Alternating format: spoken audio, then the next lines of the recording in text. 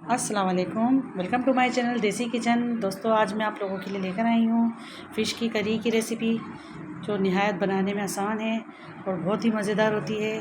Fish का सालन आज हम आपके लिए तैयार करेंगे, जिसको फ़िश करी भी कहा जाता है।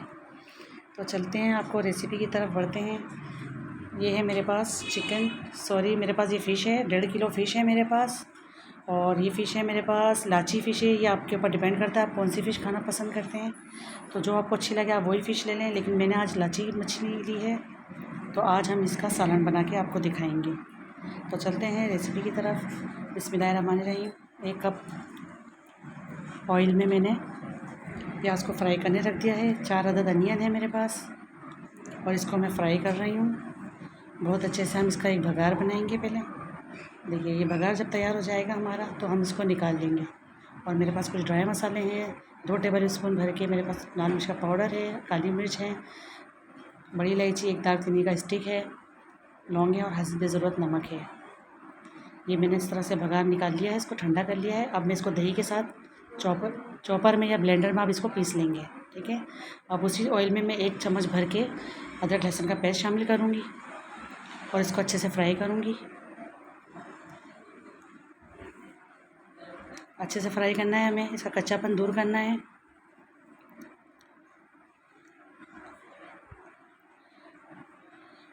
जब हमारा अच्छा सा लहसुन तैयार हो जाएगा,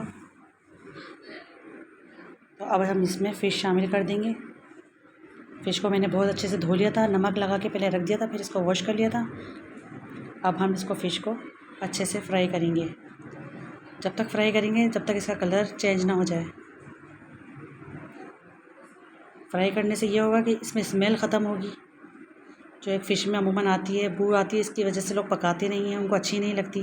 आप मेरे बनाए हुए तरीके से बनाइएगा, आपको इंशाल्लाह ज़रूर पसंद आएगी। जब कलर चेंज हो गया तो मैंने सारे ड्राई मसाले शामिल कर दिए हैं।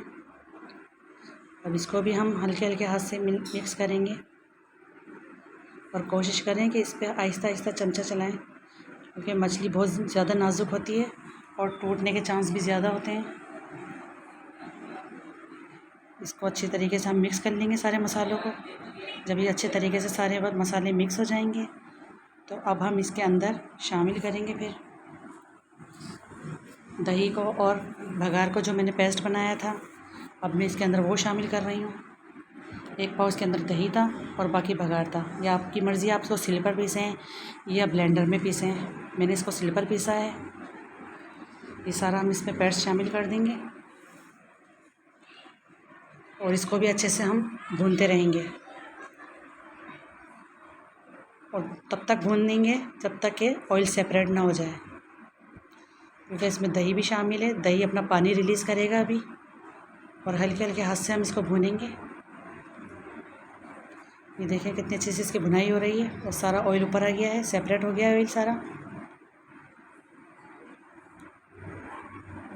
बस जैसे भी आपको लगे कि इसमें ऑयल सारा ऊपर आ गया है और भून गई है बहुत अच्छे से, तो अब मैं इसमें पानी शामिल करूँगी, आधी प्याली। जितने आपको ग्रेवी बनानी है इतना पानी शामिल करेंगे हम।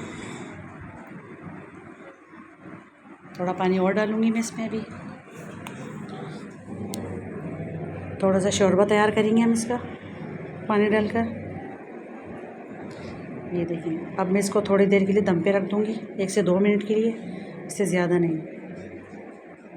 तो चलिए अब मैं सर्व करके दिखाती हूँ। तो ये देखिए दोस्तों, ये आज की हमारी फ़िश करी की रेसिपी है। बहुत अच्छी, बहुत मज़ेदार रेसिपी है ये।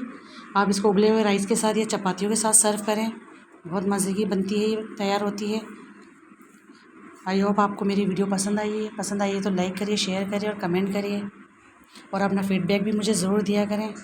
और आप मुझे इंस्टा पे भी फॉलो कर सकते हैं। तो मिलती हूँ फिर एक और रेसिपी के साथ। तब तक के लिए अल्लाह हाफिज़।